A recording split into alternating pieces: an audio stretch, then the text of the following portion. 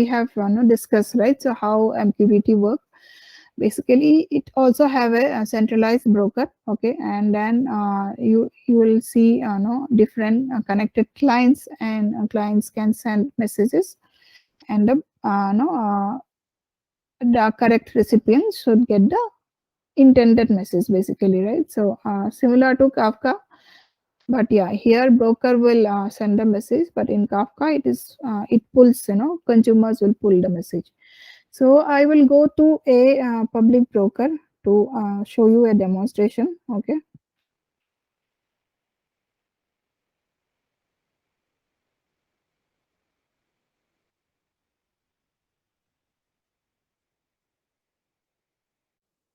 Okay. So yeah, so this particular public broker, they exposes. Okay. And they exposes the details, like how you can actually connect to this public broker. If you see here, there are two ports, basically. There is a WebSocket port and there is a TCP port. Okay, so you can connect from WebSocket as well as TCP. Okay, and let me show you a demo. Okay, uh, this is a sample application I have created. Okay, so I'll show you the configuration first.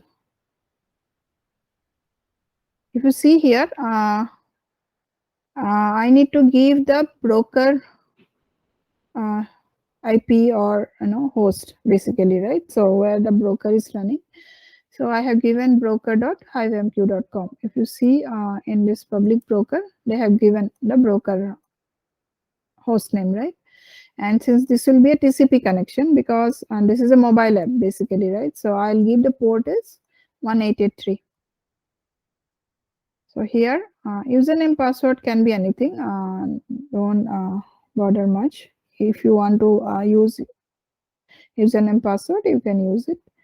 And then I have something called, I've created some switch, right? So here, so I have created some switch. So I want to show you like how we can actually control this switch, basically. Okay. If you see here, I'll show you the switch configuration. So name, any name, again, any name you can give.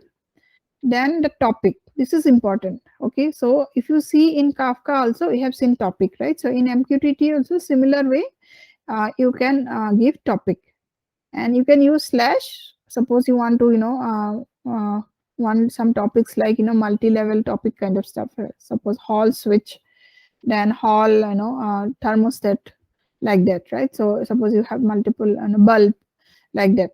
So this particular topic, right? So hall switch, I have given two values, basically, on for on 1 and off 0. So if it is 0, then it will be like off, and whenever it gets 1, the bulb will be on, basically. Now, so if you see in bulb is switch is off, basically, right? So what I'll do here, I have a MQTT broker client in the browser. They are providing this broker client. So I will connect first. Okay, same way, but here if you see, the port is 800 because this is connecting via WebSocket, right? This is not connecting via TCP, since it is part of the broker only. So it is connecting via WebSocket. So I have given port is 800. Just connect it. Okay. Now I can publish to any topic, or I can subscribe also to topic. Suppose I have this bulb, right? Switch, right? So I want to on the switch, basically, right? So if you see in the switch, on value is 1 and off value is 0, right? So that is what I have configured. And same topic you have to give, like hall switch. So you can give a message here.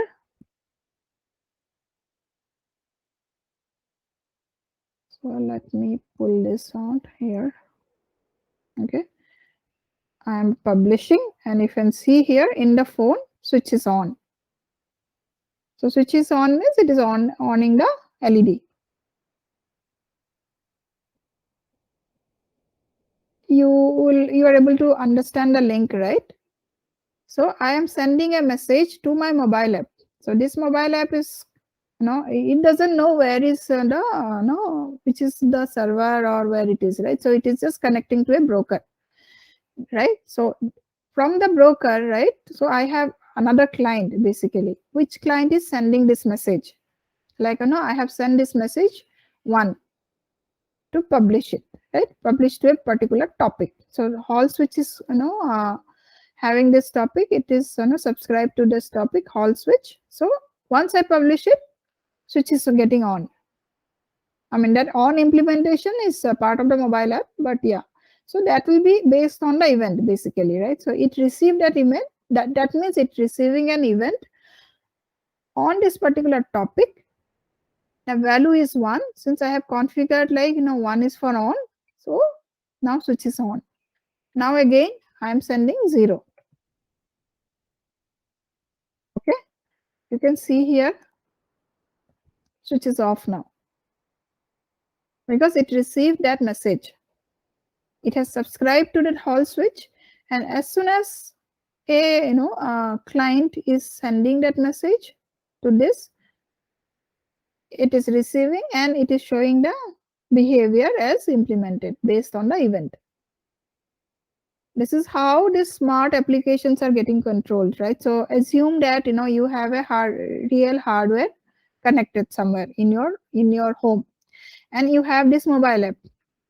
Now from the hardware, you are sending these messages like switch is on, switch is off, or from the phone you want to control it, right? How you will control. So this is the mechanism how you control all these devices basically via this MQTT protocol. Okay, MQTT is sitting in between, and it is only doing like routing the messages to the correct recipient.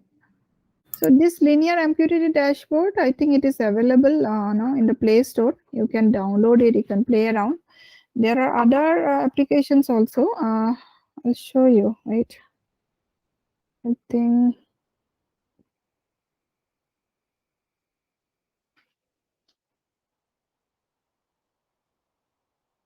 there's one application called MQTT dashboard.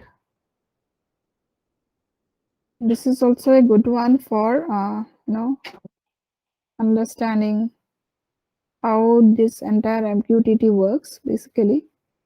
Now suppose you want to try both publish and subscribe here. Okay, so you can type Hall switch. You can also do. Okay, now I'm publishing 0. See, you're getting the messages. Since it has subscription messages, you're now seeing here only. You want any other message, you can see it here. Like this client will help you to actually simulate both the side, like sending and receiving together. But you want to see a real time implementation, then it's a better way, create a mobile app and then send messages from the browser. You will understand how the entire thing will work basically.